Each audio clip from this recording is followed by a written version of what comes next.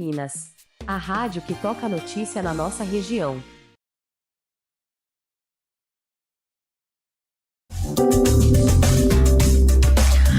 Agora, 2h46, hoje, 25 de abril, é o Dia Internacional da Conscientização sobre Alienação Parental, que é celebrado hoje. Então, é um alerta, para a sociedade aí, em relação à prática que afeta crianças e adolescentes.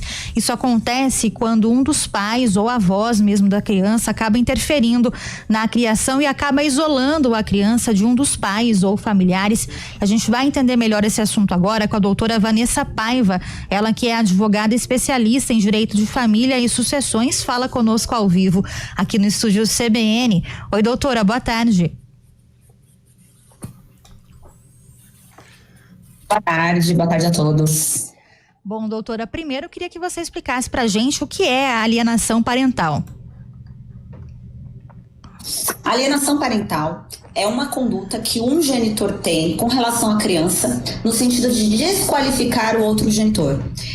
Seja essa conduta no sentido de falar mal, de obstar a autoridade parental, de obstar informações sobre a criança, esconder o endereço da criança, tudo isso e uma outra série de atos pode configurar a alienação parental conforme a Lei 12.318 de 2010. É importante a gente ressaltar que a alienação parental, a lei que foi introduzida aqui no Brasil, ela vem de uma síndrome que um psiquiatra estadunidense criou sobre a alienação parental após alguns estudos que não foram comprovados cientificamente. Foi dito, então, que você trazer informações negativas sobre o outro genitor ou fazer com que a criança enxergue o outro genitor com a sua ótica, sob a sua perspectiva, isso traz uma síndrome na criança. A criança fica alienada a ponto de rejeitar o outro genitor, a família paterna ou materna, e também de sofrer os impactos dessa alienação. Doutora Vanessa, e como evitar esse tipo de situação, Porque muitas vezes o pai vai embora, a mãe tem algum problema, ou os próprios avós, como você citou no início. Como que dá para fazer para conciliar isso e evitar com que a alienação parental exista?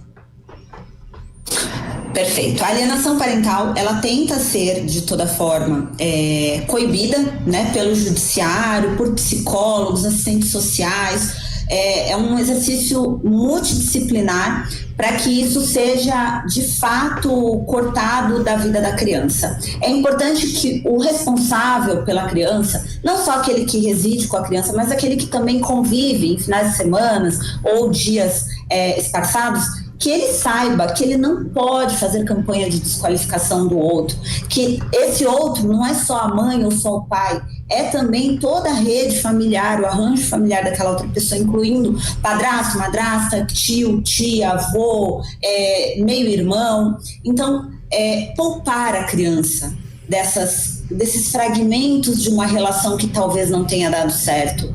Poupar a criança do que você pensa sobre alguém que é da família dela e não da sua. Também é importante manter sempre o outro genitor com as informações que são da criança. Então, veja só, a gente não quer informação sobre a vida do outro, a gente quer informação sobre a criança, onde a criança está, se a criança foi hospitalizada, por qual motivo, teve que passar no pronto-socorro, como que estão as notas dessa criança, em qual escola ela está estudando, onde ela... Às vezes o genitor ou a genitora quer levar a criança e não quer passar onde vai ficar com a criança. E isso é uma forma de configurar a alienação parental. Então, para coibir, é só não praticar os atos de alienação parental. Esse tipo de prática, doutora, ele acontece mais quando os pais da criança são de fato aí separados, divorciados, ou pode acontecer mesmo que os genitores, que a família aí ela more junta? O que vocês identificam mais nesse tipo de prática? Isso acontece o tempo todo, independente do arranjo familiar de estarem casados, vivendo debaixo do mesmo teto ou não.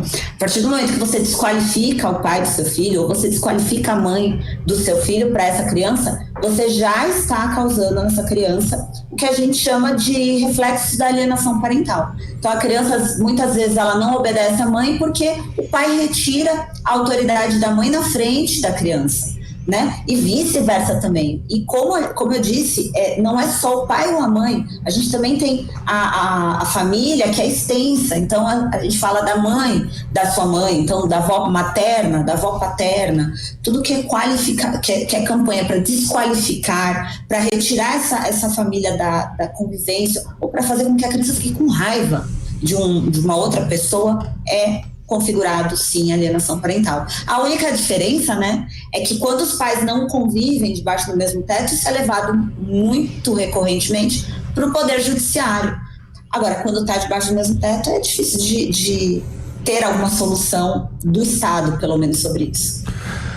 Doutora, recebi uma mensagem aqui de uma ouvinte nossa. Eu confesso que eu não estava informado sobre isso, mas existe um trâmite para a revogação da lei de alienação parental, porque, até na opinião dela, seria utilizada para proteger os agressores e abusadores, né?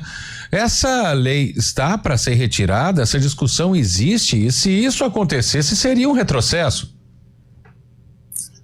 Exatamente. Então a gente tem linhas de defesa para revogação ou modificação da lei. E eu estou numa linha de revogação da lei, porque eu atuo diariamente. Essa lei, ela tem uma pessoa específica para atingir, que é aquela pessoa que mora com a criança. O judiciário entende o quê? Que quem não mora com a criança não faz essa campanha de alienação. E sobre as questões de abuso e tudo mais, o que acontece? Na lei, tem, entre as hipóteses de prática de alienação parental, está a falsa denúncia. E essa falsa denúncia, ela é muito abrangente. Então, hoje nós temos diversos casos de mães que perderam a guarda dos filhos para os abusadores. Então, elas relatam um abuso, e muitas vezes abuso sexual, tá? Do genitor com a criança. Isso, na autoridade policial, é investigado, muitas vezes cai essa denúncia, o MP, enfim, são crimes entre quatro paredes, é muito difícil provar, e aí o MP pede o arquivamento daquele inquérito policial, e isso na área da família soa como alienação.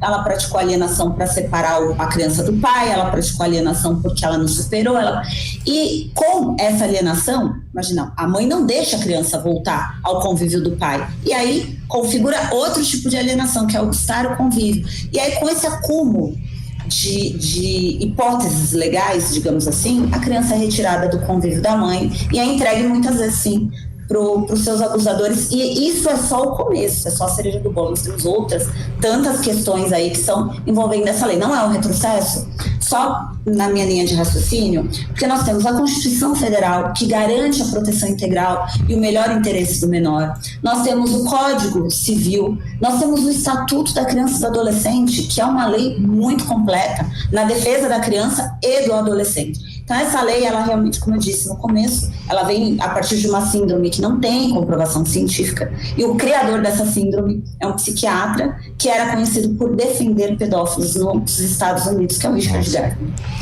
Ou seja, essa lei, ela precisa, de fato, de muito aperfeiçoamento, né, doutora? Mas é da forma como ela está hoje, né? Se um dos pais, um dos familiares identifica que existe a alienação parental, a lei, ela ajuda a proteger de alguma forma, né, essa criança e adolescente, o que deve ser feito judicialmente, né, por essa pessoa. Quando há, de fato, um dos dois que querem fazer com que a criança pare de conviver por capricho, por vingança, porque ele tem que ver que o pai dele é ruim. Às vezes ele é um péssimo marido, mas ele não necessariamente é um péssimo pai. Então tudo isso tem que passar por um conjunto de provas, que é a fase de instrução probatória. Nenhum juiz vai decretar alienação parental sem que antes essa criança passe por um estudo psicossocial. O que é o estudo psicossocial? É uma forma de perícia. Então a criança vai ser periciada, não só a criança, o pai, a mãe, e se precisar, a madrasta, padrasto, irmão, meio-irmão, vovó, quem o juiz achar que deve ser periciado. E aí passa por um psicólogo da confiança do juízo, muitas vezes é um servidor público, concursado, e passa também por um assistente social que vai até a casa da criança, analisa a interação, as condições que ela está vivendo. Com esse conjunto e com o laudo desse psicólogo, desse assistente social, o juiz consegue ter uma visão melhor, porque o psicólogo, por muitos, ele tem métodos para aplicar e retirar se essa criança está de fato sendo alienada ou não, se não é. Só agradecer aqui as pessoas concordando completamente. Lilian, que é advogada, nossa outra ouvinte aqui, Ana Denadai, diz aqui, a doutora Vanessa está completamente correta, porque ela é psicóloga, Ana, no caso, porque essa lei é usada para defender abusador, na opinião das nossas ouvintes. Exatamente, infelizmente. Bom, quero agradecer muito aqui a participação da doutora Vanessa Paiva, ela que é advogada especialista em direito de família e sucessões, explicando melhor pra gente esse tema da alienação parental nessa data, que é a data de conscientização, alerta e debate também sobre esse tema. Muito obrigada, viu, doutora? Uma ótima tarde para você. Eu que agradeço. Boa tarde a todos. 2h57.